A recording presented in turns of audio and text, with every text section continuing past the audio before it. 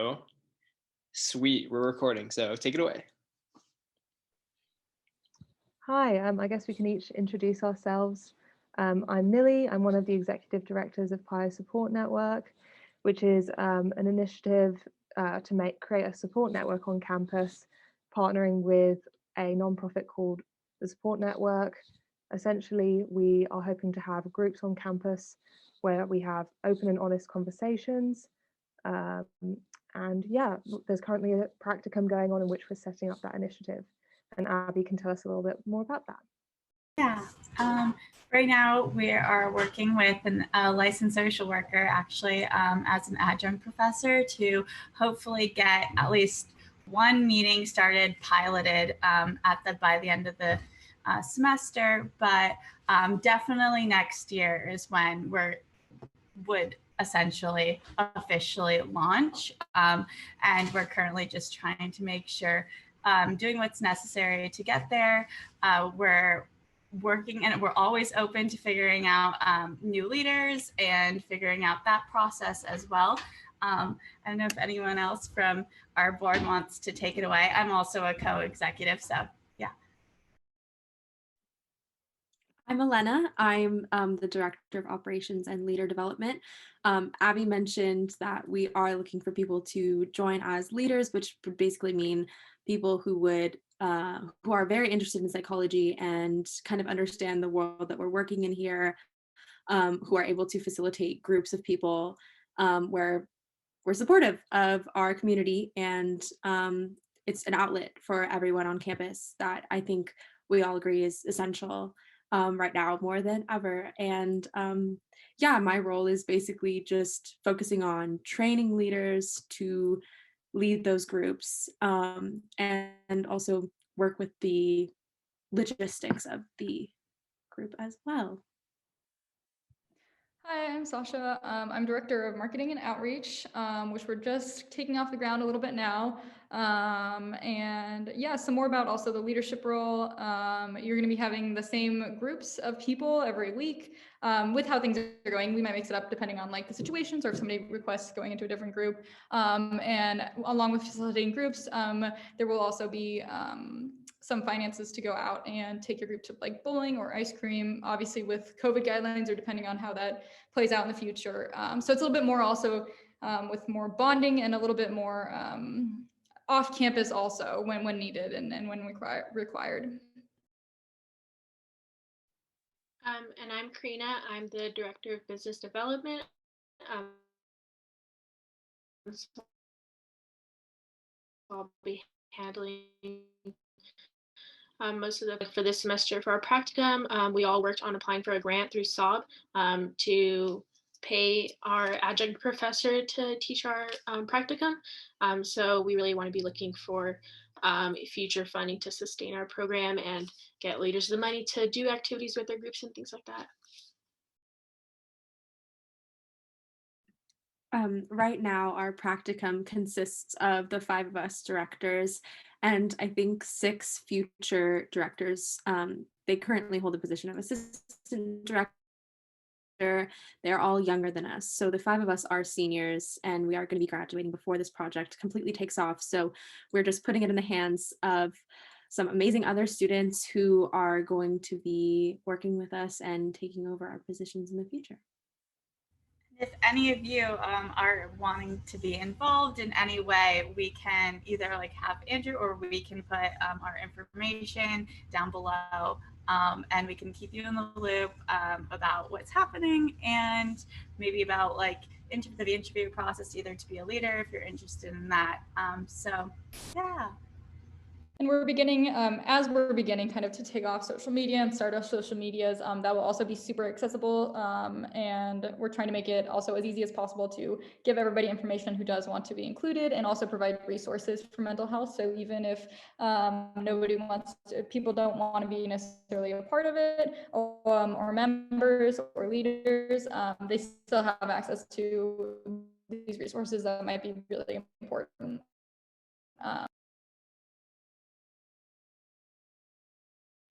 Thank you so much, Andrew, for the opportunity to just speak a little bit about what we've been working on.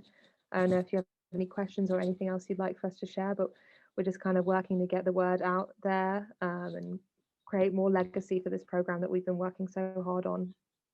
Yeah, wonderful. This is all really great news. I have a quick question. So I know we've had some really awesome institutional support.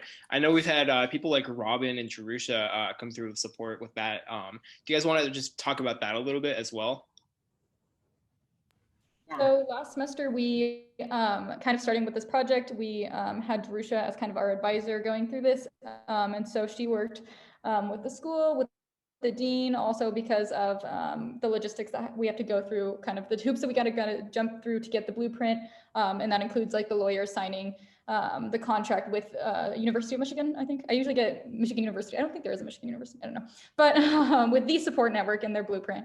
And so she's been one of our biggest supporters so far, and also helping us get the practicum and work with us to actually start that and even have that idea. Because I don't think other schools necessarily have that. I didn't see it at all in the blueprint. I think that it's pretty much just our school for now.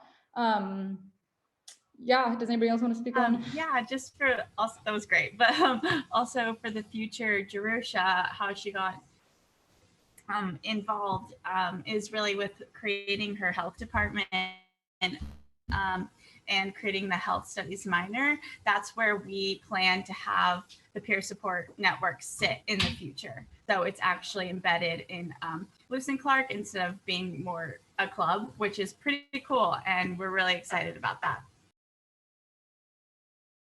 I have a question, if that's all right.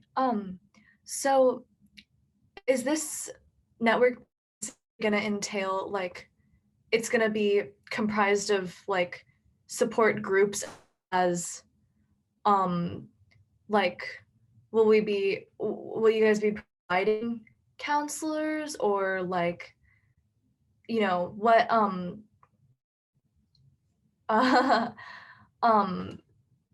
what else, you know?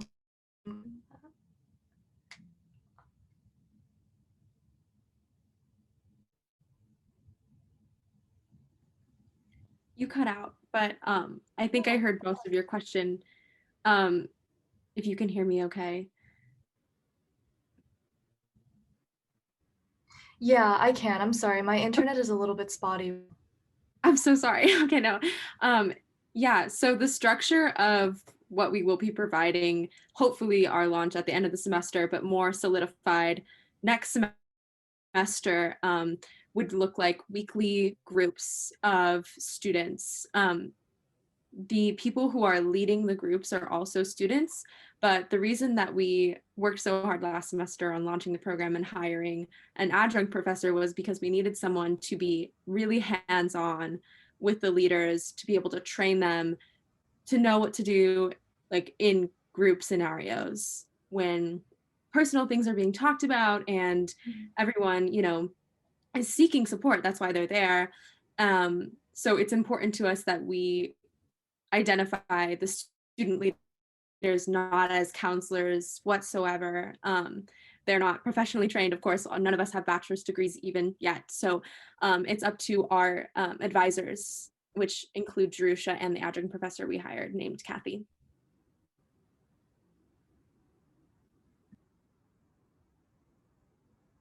Okay, so it would kind of be like a it would kind of be like a you know, very, very unofficial, sort of modeled after group therapy kind of deal, but obviously not actual therapy because it's run by students.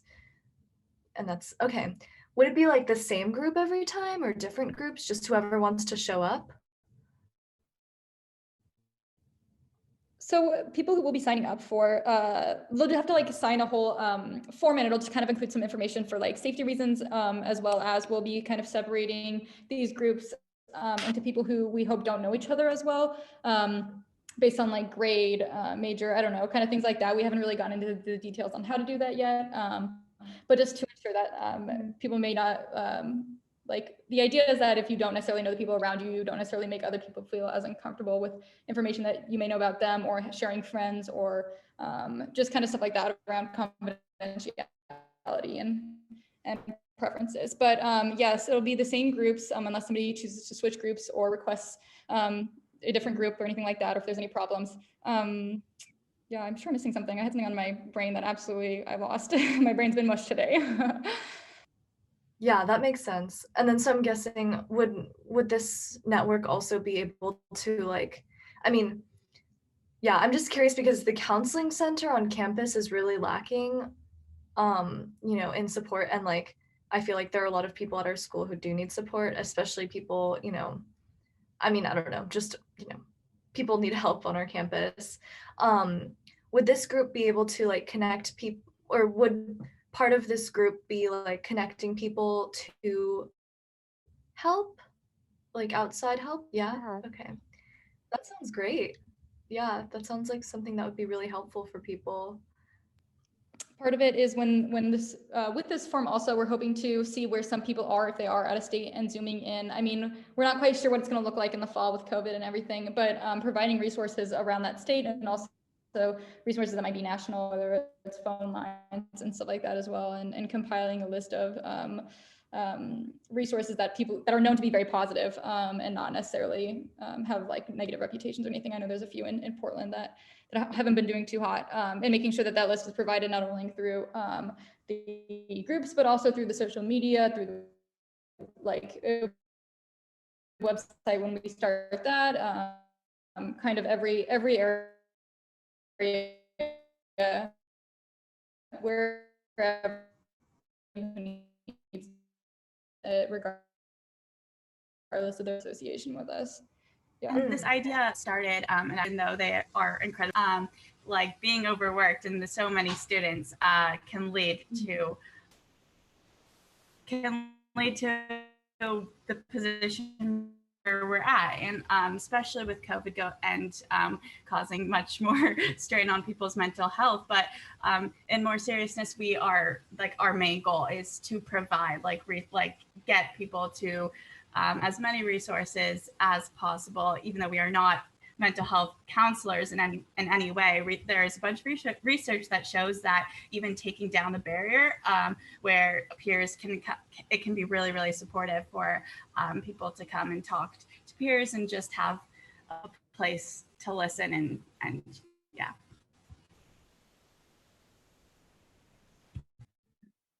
Yeah, and just to add on to that, we have a good relationship with people from the counseling center, and they have reached out to us and told us that they would refer people to our groups as well, because they are so backed up and they have a lot of students who may just need something like this rather than like weekly appointments with a mental health professional. It could be more helpful to them to use peer referrals back and forth. So we could refer people to them, they could refer people to us. Yeah, that I'd love to hear more about sorry. I'd love to hear more about like the practicum course. Is that something that leaders would be taking, like people who are trying to lead groups would be taking too, or is that just for the leadership of the organization? And kind of if it's not part for the leaders, then like what's the leadership training look like, and how's that pan out? Also, great job, guys. This is really cool. That's a great question. So yeah, currently the practicum is looking different than it will look like in future years as we're just trying to get it launched. But the idea is that there would be a leader retreat where future leaders get that training during a couple days span time. And you do that initial leader retreat. And we're hoping it's kind of like a ladder system where members who are more familiar with the program, this is in the future, but members who are affiliated with the program and have done it and have seen its success would then who want to become leaders go through an interview process, and those who are chosen, they go to this retreat, they get the leader training, and it would be like a new leader works with one of a returning leader, so it would be 2 leaders per group, and that helps with that. And then there would be also an opportunity to become a director as well. So we're not going to have people go in without training, and right now we're really working on getting that leader retreat figured out in the practicum. So even though it's just directors in the practicum right now, we're working to figure that out.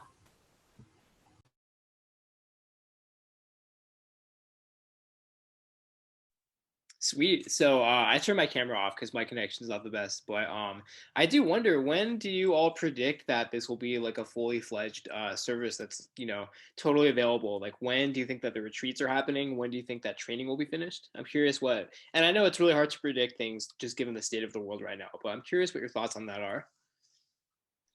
Yeah, so our goal is to have the entire retreat set up by the end of this semester. So fall, we would start to have a more fleshed out service. And I feel like, the first semester will always still have things that are being worked out. But our first sort of outline will definitely be present next semester. And then for years going forward, we've set up a structure and have done a lot of thought around legacy and setting this up for the future. I believe it will be fully solidified by then. And we have met with other schools, universities who have implemented the support networks model at their school. And the leaders typically say it's about 1.5 to 2 years from when the project first started. So Millie and Abby started this in the summer of last year. So about 2 years from there, everything will be fully up and running, like to the capacity that we'd love to see it at. But it's going to be pretty much working by next semester, and people are going to be able to sign up and become leaders, and it's going to be awesome.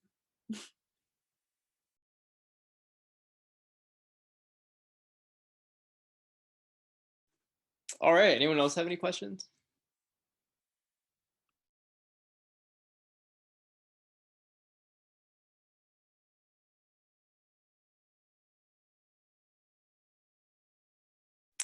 I guess I have one more question. Do you think that if the pandemic continues on, do you think that there's a chance that this service might be remote, or do you anticipate doing it in person only? Yeah, it will definitely have a remote option. We've considered that for sure, especially since we'll be trying to do that pilot group by the end of this semester. We fully anticipate to be doing that remotely. And we have some great training resources on how to best utilize Zoom in our retreats to facilitate community inspired by last summer's virtual new student trips for freshmen. So that's a great curriculum that got some great positive feedback, and we hope to implement some of that as well as blueprint ideas. Sweet. All right. Well, that's pretty much every question I had was answered. So I'll ask one more time if anyone has any final questions. And if not, we can probably wrap it pretty soon. So going once, going twice. All right. Well, thank you all so much for coming. I really, really, really appreciate it. I am really glad that we did this for our first meeting of the semester. So, yeah, I and everyone I've talked to about this is very, very excited for this initiative. So, once again, thank you all so much for being involved with such a great project and for coming on. We really appreciate it.